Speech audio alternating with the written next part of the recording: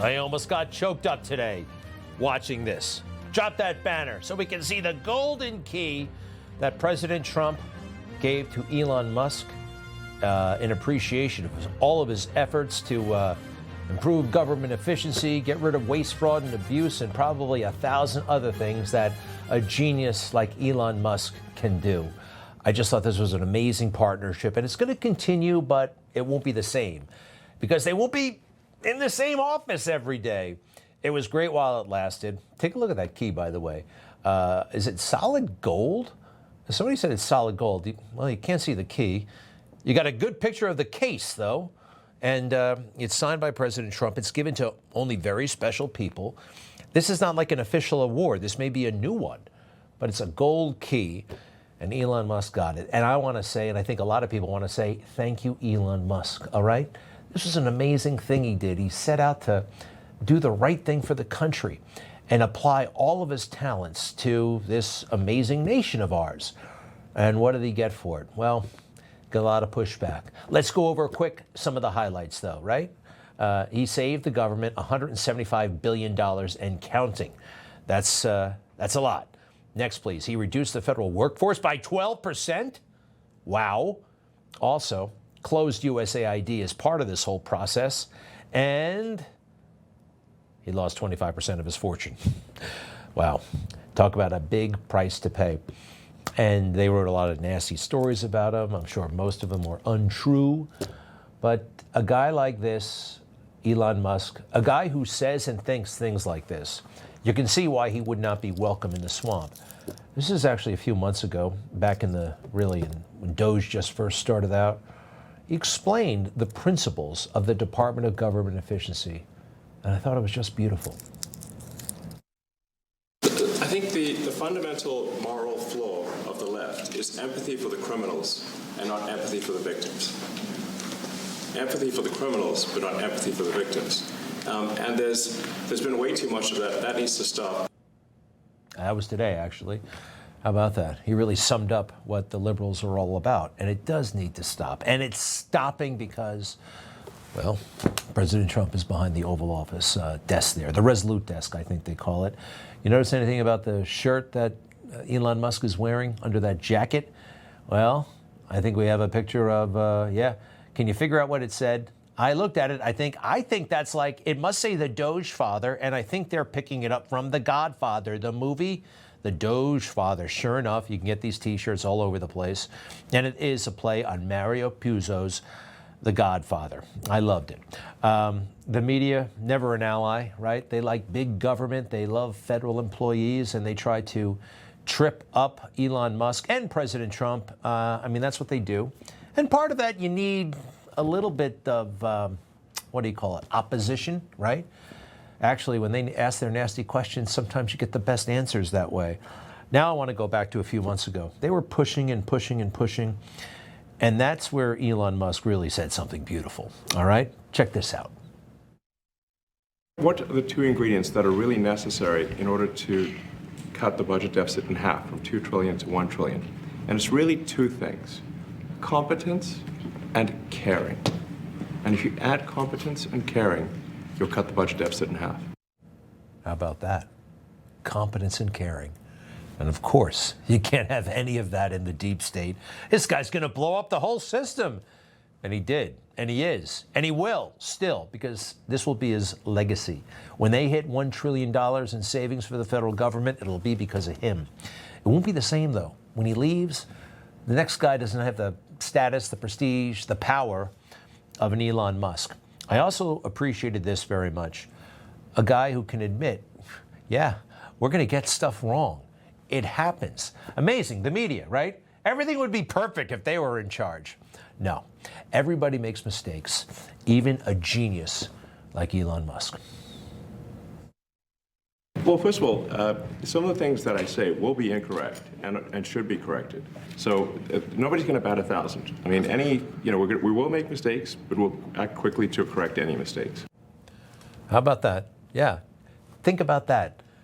No one's going to bat 1,000, and there's this like weird expectation. Oh my God, there was a discrepancy here. Oh my God, you guys made a. So what?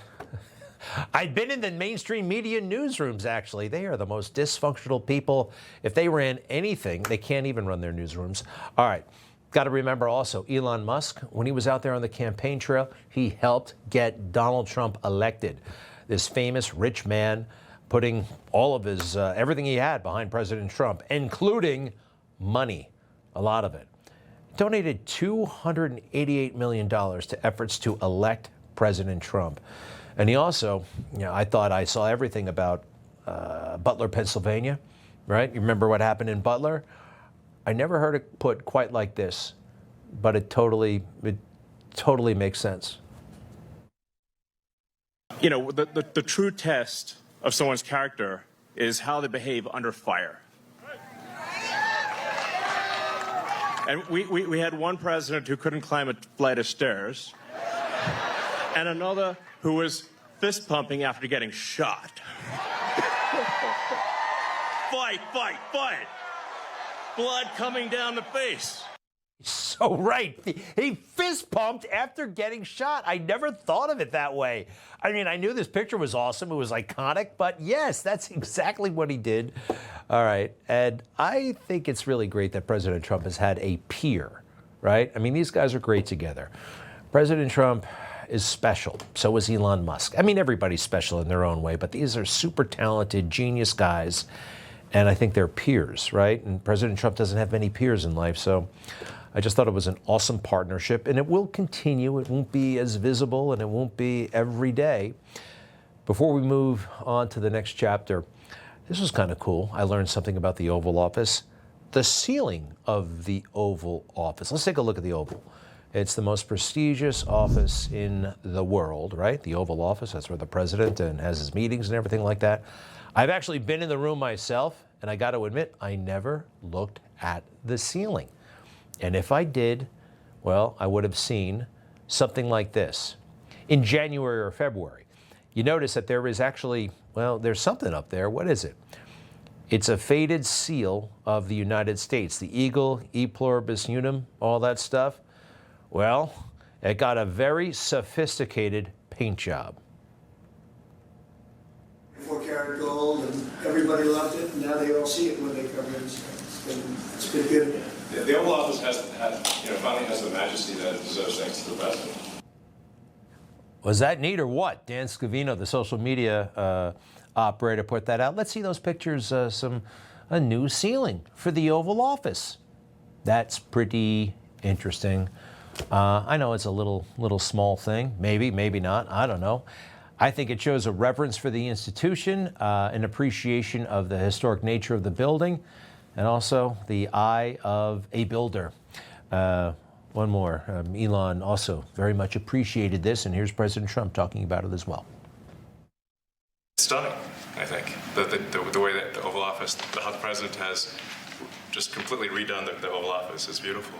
I love the gold on the ceiling. Thank you. It's pretty nice. Yeah. That's been there a long time. That was plaster. Nobody ever really saw it. They didn't know the eagle was up there, and we highlighted. It's essentially it's a landmark, a great landmark, and that's 24-karat gold, and everybody loved it, and now they all see it when they come in. So it's been good. All right. Well, if you're ever in the Oval Office, don't forget to look up. I did. I did not. I didn't know to look up. All right. Next, please. We're seeing some victories, right? These are not like the ultimate decisive victories, but we are getting some victories in court. And let's face it, the judiciary has been out to get President Trump, but you heard about the trade court said no more tariffs. President Trump can't do that. Well, the tariffs will remain in effect pending an appeal. I think a higher court had something to say about that. That's a good thing. Let's see. Also, they tried to say, you can't deport anybody. Who do you think you are? The President of the United States? Well, those are going to be allowed to proceed. There are a lot of nutjob judges out there like this Boasberg character, and they're activists, and they're, well, not to be trusted. And I think that they just might be breaking the law and the Constitution. Thomas Jefferson, one of our founding fathers, had a lot to say about the runaway judiciary, potentially. The judiciary of the United States is the subtle core of sappers and miners constantly working underground to undermine the foundations of our federated fabric. Now, I think sappers and miners, I don't know what a sapper is, but a miner, I get that, working underground to undermine, get away with words, huh? The judiciary could get out of control. He saw the courts not as neutral umpires, but as partisan actors capable of tyranny through slow and institutional means, according to one scholar. That's interesting. You know, the judiciary, oh, no one's above the law. It seems like often the Supreme Court and these district judges, they think they're in charge. They are not. They're unelected, and they need to be held accountable. Oh, and look at some of these guys. Oh, he was nominated by Trump. He never even met Trump. He donated to Clinton, Obama, and was always voting and volunteering for Democrat candidates. Take a look at this next character. Let's see.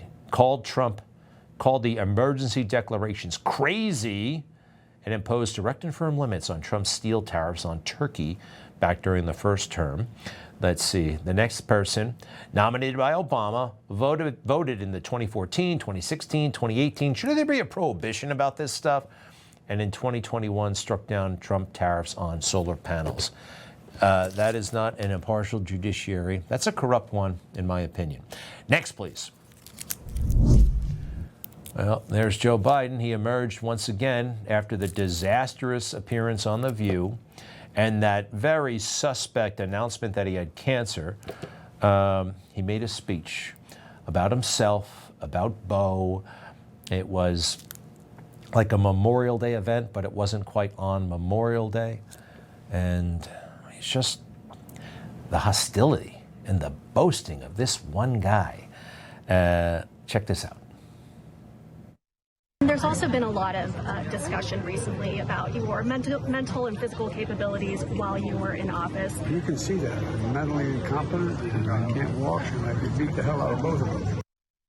Nobody knows. Threatening violence. Is he talking about Trump and Vance? Is he talking about, who's he talking about? I could beat the hell. Remember? He said, I'll meet him behind the barn. Civilized people don't talk like this. And they also don't do what you're about to see, especially to a young lady. I think I'd be fired, and probably should be if I ever pulled something like this off. So I feel like everybody expects. I've done it all because I'm loyal. I do it every damn year. At the very beginning. Never forget my team. I want to see that again, please. Turn it up. Drop the banner. You got to see. She just asked him an innocent question and an easy one. Why is this important for you to come? Right? What is it about this event? And he takes it as a challenge. I come every year, and violates her personal space.